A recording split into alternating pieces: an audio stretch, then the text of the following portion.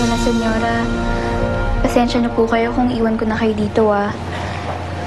Ayoko po kasing maging pabigat pa po sa inyong dalawa. Tsaka maging dahilan pa ng pag-aaway niyo.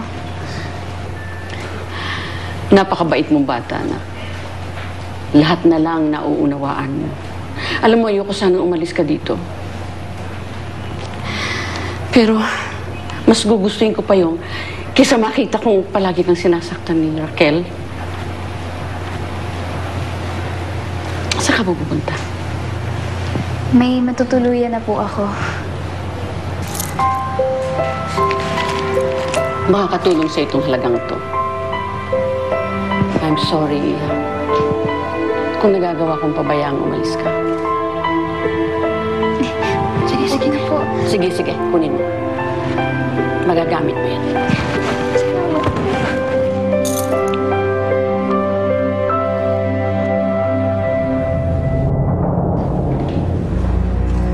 Mama, bakit naman nandito pa yung babaeng yan? Ikaw naman, may inahabilin lang ako sa kanya. Paalis na rin po ako, ma'am. O, di na maayos ka na. Nagdadrama ka pa dyan. Catherine, mag-ingat ka. At huwag ka mag-alala. Gagawin ko lahat ng paraan. Makalaya sa kulungan ng nanay mo. Salamat po, ah. Palagi ko po ipagdarasal na sana makalakad na kayo ulit. Hindi ko po kayo makakalimutan, Lola Senyora. Tama na nga yung drama mo. Hindi ka na. Alam mo nang masama kayo namang sumasama loob eh. Hindi ka na. Ayos na. Labas na. Bilis!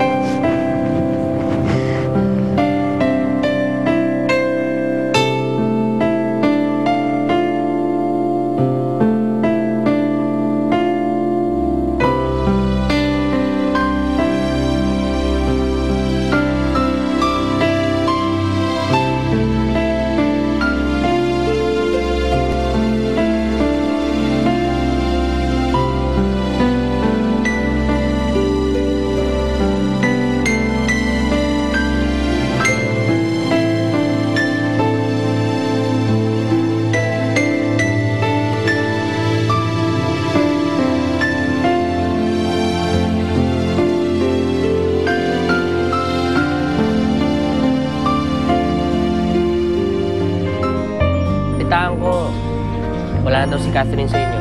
Yes, and I'm so glad she's gone. Wala ba kayong kahit konting malasakit para sa kanya? Alam ko bakit naman ngayon mo lang sinabi na minamaltrato ka pala doon. Ginagawa kang hayop, sinasaktan ka.